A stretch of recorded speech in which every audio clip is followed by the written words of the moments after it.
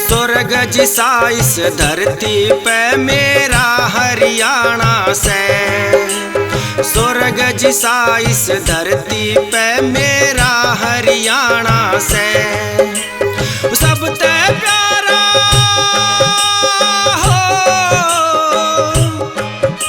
वो सब ते प्यारा जगते न्यारा मारा बाणा से। स्वर्ग जिसा इस धरती पे मेरा हरियाणा से, स्वर्ग जिसा इस धरती पे मेरा हरियाणा से।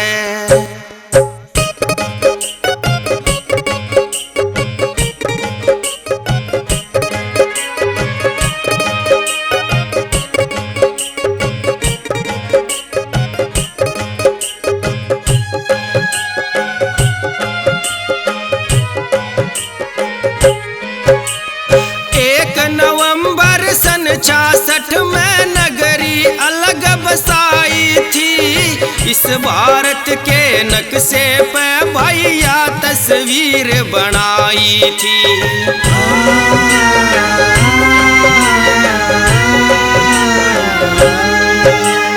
इतनी पावन धरती से जड़ गीता गई सुनाई थी, जिसकी महिमा ऋषि मुनियों ने युगों युगों तक गाई थी। इसके नाम का अर्थ खोल दूं हरि कयाणा से।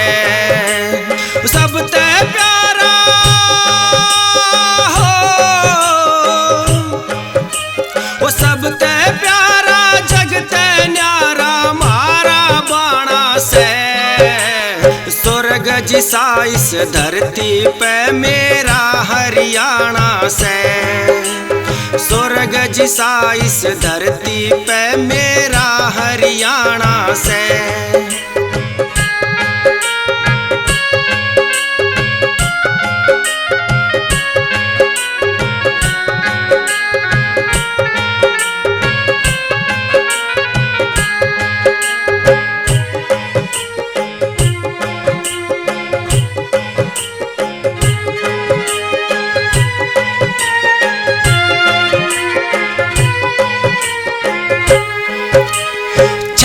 छबीले सुथरे तगड़े चले गाभरू तन तन के, दूध ही घी खावण का यो रे शोक बालक पणते।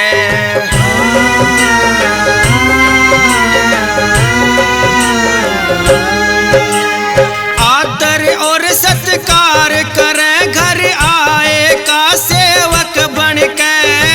मीठी बोली जीवात जानू हरफ पड़े से क्षण क्षण के। साची बात न मुँह पे कह दे, ना डर ना शर्माना से।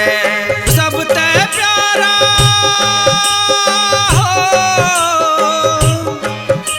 वो सब ते प्यारा जगते न्यारा मारा बाणा से। स्वर्ग जिसा इस धरती पे मेरा हरियाणा से, स्वर्ग जिसा इस धरती पे मेरा हरियाणा से।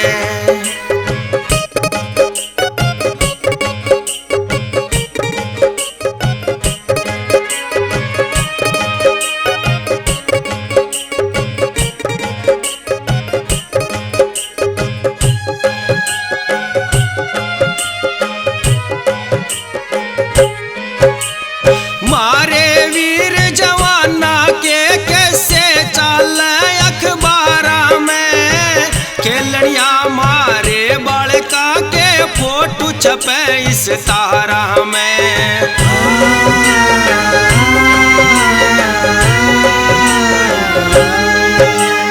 गायक एक्टर एक्टरनी पैदा हो गे जमींदारा में, बम्बी तक चर्चे हो रे भाई गिनती हुई सतारा में। नहीं किसे ते गाट रहे सब ते आगे कम ठाणा से।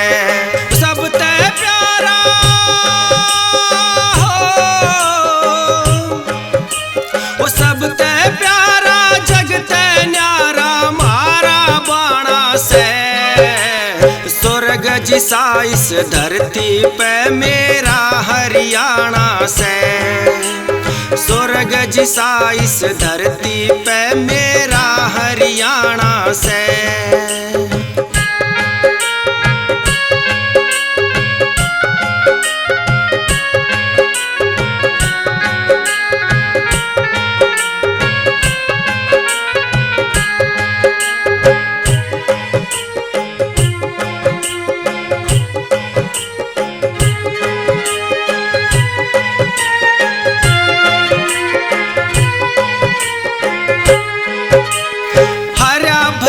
परदेश हमारा दुनिया में शान निराली का, सबसे प्यारा फूल से भाइयों इस कुदरत की डाली का।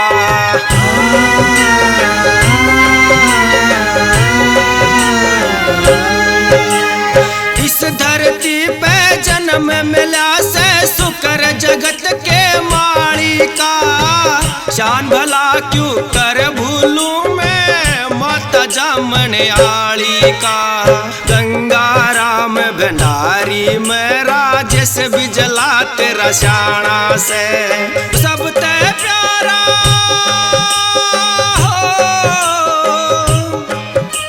वो सबसे प्यारा जगते न्यारा मारा बाणा से।